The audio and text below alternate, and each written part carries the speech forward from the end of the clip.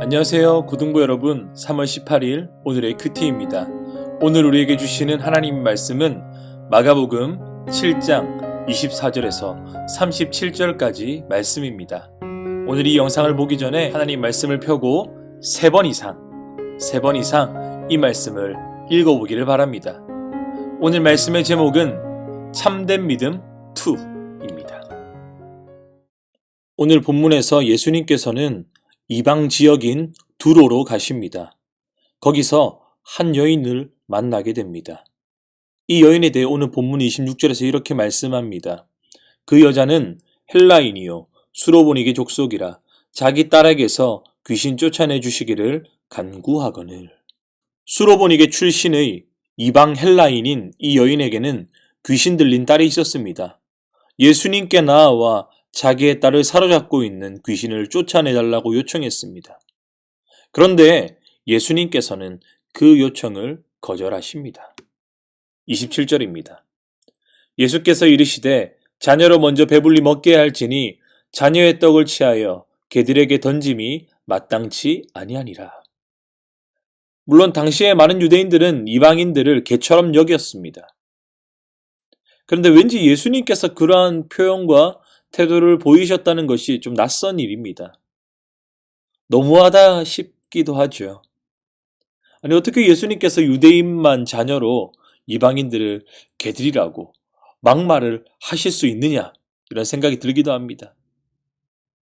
예수님께서 자녀인 유대인만 하나님의 자녀로 삼으시고 구원하러 이 땅에 오셨는가라는 오해를 충분히 불러일으킬 수도 있는 표현이 바로 오늘 27절의 말씀입니다. 자, 우리가 여기서요, 우리 예수님께서 하신 말씀에 강조점을 제대로 파악해야 될 필요가 있어요. 27절 중간쯤에 보게 되면 먼저라는 말이 있습니다. 여러분, 이 말에 주목해야 됩니다. 다시 말해서 예수님께서는 순서를 강조하고 싶으셨던 겁니다. 예수님께서는 자녀에게 줄 떡을 먼저 개들에게 주지 않을 뿐이지 개들에게도 줄 떡이 있단 말입니까? 없단 말입니까? 있단 말이죠. 다만 순서상 누가 먼저? 유대인들이 먼저 예수님께서 선포하신 하나님의 나라에 백성이 누릴 수 있는 이 잔치상, 그 가운데 있는 맛있는 떡과 같은 이 음식을 먼저 먹을 수 있도록 초대되었다라는 의미입니다. 즉 구원의 기회가 먼저 유대인들에게 주어진 것입니다. 그리고 그 다음에 이방인들에게 주어질 것이다. 바로 구원 역사의 순서, 이것이 유대인 그 다음으로 이방인이 된다라는 것을 강조하시기 위한 말씀으로 우리는 이해해야 합니다. 자, 그렇다면 우리 28절 말씀을 한번 읽어보겠습니다. 이 여인이 이렇게 대답합니다. 여자가 대답하여 이르되 주여 올소이다마는 상 아래 개들도 아이들이 먹던 부스러기를 먹나이다. 예수님의 말을 받아 이방 여인이었던 자신이 개임을, 자신의 딸이 개들임을 순순히 인정합니다. 예수님의 말이 옳다 합니다. 그러나 개들도 자녀들이 먹던 부스러기라도 먹을 수 있다라고 말하죠. 여러분, 이 여인은요, 자신의 모든 자존심, 모든 것들을 다 내던진 채 겸손하게 예수님께 부스러기 은혜라도 믿음으로 간구하는 거예요. 그 부스러기 은혜만이라도 주신다면 내 딸이 살 것이라는 믿음이 이 여인 안에 있었습니다. 그러자 그때 예수님께서 무엇이라고 말씀하십니까? 29절과 30절 말씀입니다. 예수께서 이르시되 이 말을 하였으니 돌아가라. 귀신이 네 딸에게서 나갔느니라 하시매 여자가 집에 돌아가 본즉 아이가 침상에 누웠고 귀신이 나갔더라. 여러분, 여기서요, 이 말을 하였다라고 예수님께서 말씀하시죠. 마치 예수님께서 그 여인의 말을 듣기 원하셨던 것 같아요. 즉 여인을 모욕하려는 의도가 아니셨음을 우리는 알 수 있어요. 예수님께서는 주님 앞에 부스러기라도, 그 부스러기 은혜라도 간구하는 그 여인의 그 믿음으로 말미암는 고백을 듣기를, 그 믿음을 보기를 원하셨던 거예요.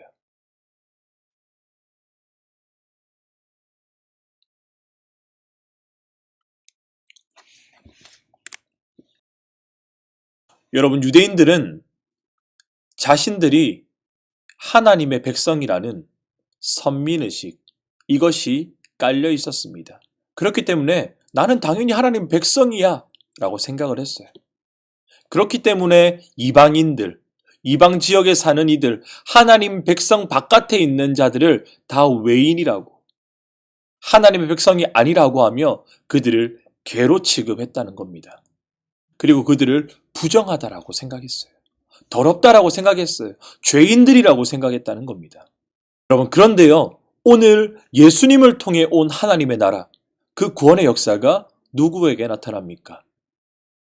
유대인들이 부정하다고, 더럽다라고 여긴, 하나님의 백성이 아니라고 여긴 수로보니게 출신의 헬라 여인, 바로 그녀와 그녀의 딸 가운데 하나님의 구원이 임하게 되었습니다. 당시 하나님의 백성이라고 스스로 자부하고 당연시 여겼던 유대인들에게 아니라 예수님께 스스로 당연하다고 여길 수 있는 아무런 조건이 없었던 그 여인의 믿음의 고백을 통해 이방 여인, 이 여인의 딸이 오늘 구원받게 된 것입니다. 그리고 예수님께서는 두로 지방에서 나오셔서 시돈을 지나 갈릴리 호수 동편 이방인들이 거주하는 데가볼리 지역에 도착하셨습니다. 거기서 예수님은 귀가 들리지 않고 말 더듬는 한 이방인을 치유하십니다. 그런데 귀가 들리지 않고 말 더듬는 이 사람을 치유하는 사건은 단순한 치유 이상의 의미가 있습니다. 이사야 35장 4절에서 6절까지 말씀입니다. 굳세어라, 두려워하지 말라. 보라, 너희 하나님이 오사 보복하시며 갚아주실 것이라. 하나님이 오사 너희를 구하시리라 하라. 그때에 맹인의 눈이 밝을 것이며 못 듣는 사람의 귀가 열릴 것이며 그때에 저는 자는 사슴같이 뛸 것이며 말 못하는 자의 혀는 노래하리니 이는 광야에서 물이 솟겠고 사막에서 시내가 흐를 것임이라. 아멘. 이사야의 이 예언은 800년 전에 주셨던 예언입니다. 하나님께서 이 땅 가운데 오셔서 하나님의 나라를 선포하는 그 구원의 날에 일어날 일에 대한 말씀입니다. 그런데 유대인들은 이 예언의 말씀, 이 말씀 가운데 일어나게 될 놀라운 기적의 일들이 누구에게 이루어질 거라 생각했겠습니까? 당연히 하나님의 백성인 자신들에게 이루어질 거라 여겼습니다. 그런데 오늘 이 일, 보지 못했던 자가 눈을 뜨고 못 듣는 자의 귀가 열리며 말하지 못했던 자가 노래하게 되리라는 이 약속이 어디에서 누구에게 일어나게 됩니까? 바로 예수님을 통해 구원의 역사가 하나님의 나라가 시작하지 못할 것만 같았던 바로 그곳 이방 땅 가운데 일어나게 되었습니다. 뿐만 아니라 오늘 개와 같이 여김을 받았고 구원에서 배제된 것만 같았던 이방인들에게 이런 구원의 역사가 나타나게 되었습니다. 사랑하는 고등부 여러분, 오늘 이 두 사건을 통해 우리에게 무엇을 말씀하고 계십니까? 하나님 나라가 먼저 주어질지라도 믿음으로 그 나라 가운데 나아오지 않는다면 주어진 순서는 무색하게 됩니다. 유대인이라는 혈통도 지역도 무색하게 되어버립니다. 그 어떤 조건도 무색하게 되어버립니다. 오직 믿음으로 나오는 자만이 하나님 나라 천국 백성으로 천국 잔치에 초대받아 떡과 음식을 먹을 수 있게 됩니다. 그리고 닫혔던 눈이 열리고 귀가 열리고 입이 열리는 에바다의 축복을 누리게 된다는 사실입니다. 사랑하는 여러분, 개학이 2주 더 연기되었습니다. 목사님도 그렇지만 이 시기를 지나가고 있는 우리 여러분들이 참 여러 가지로 마음이 어렵지 않을까 늘 염려되고 목사님 그것을 위해서 기도하고 있습니다. 그런데 한편으로는 또 이렇게 생각해봐요. 이 시간이 참 귀한 시간이다라는 겁니다. 여러분, 바쁜 입시의 여정들을 지나가면서 이렇게 한숨을 고를 수 있는 시간을 누릴 수 있을까요? 거의 없어요. 그렇게 이 시간을 통해서요, 여러분들이 여러분의 삶을 한번 돌아보는 시간, 그리고 내가 어떻게 살 것인가에 대한 내 삶을 그려나가는 시간들이 될 수 있기를 바랍니다. 특별히 늘 당연시 여기고 익숙하고 흔하게 여겼던 교회를 오고 가는 발걸음이 중단된 이때에 이 시기 가운데 여러분, 우리를 좀 객관적으로 바라보는 시간, 특별히 우리의 믿음을 객관적으로 바라보는 시간이 되기를 바랍니다. 믿음이 무엇인지, 어떻게 하는 것이 믿음으로 살아가는 것인지 고민을 할 수 있는 좋은 때입니다. 그런 여러분들이 되기를 주님의 이름으로 축복합니다. 여러분, 목사님은요, 대학을 신학교를 나왔어요. 그래서 20살이란 어린 나이부터 교회에서 전도사로 사역을 했습니다. 모태신앙이었기 때문에 어릴 적부터 교회를 다니고 교회에서 사역하는 것이 크게 어렵지는 않았어요. 당연하다고 생각을 했고, 그래서 그 당연함이 어쩌면 나는 믿음이 있다, 나는 하나님의 백성이라는 확신을 주었던 것 같습니다. 그런데 목사님의 그런 믿음이 철저하게 깨진 순간이 언제냐면 군대를 갔을 때였어요. 목사님이 군대를 가고 전도사란 타이틀, 신학생이란 타이틀, 모든 것을 다 떼어놓은 자연인으로서, 자연인 김은균으로서 딱 서게 되었을 때 전도사라는 타이틀에 가렸던, 모태신앙의 타이틀에 가렸던, 너무나 당연시 여겼던 것들이 다 떼어지게 되니까 믿음 없는 내 모습이 그제서야 보이게 되었던 거예요. 믿음 없었던 추악하고 더러운 내 모습이 그제서야 목사님이 발견하게 된 겁니다. 여러분, 그러면서 목사님이 결심했어요. 주님, 저는 주님의 일을 못할 인생입니다. 이 길을 가지 않겠습니다. 철저하게 엎드리고 회개했습니다. 여러분, 그때 하나님께서 목사님에게 진짜 믿음이 무엇인지, 예수님을 진짜 믿는 것이 무엇인지, 참된 믿음이 무엇인지 그때 깨닫게 하셨고 지금까지 올 수 있게 되었습니다.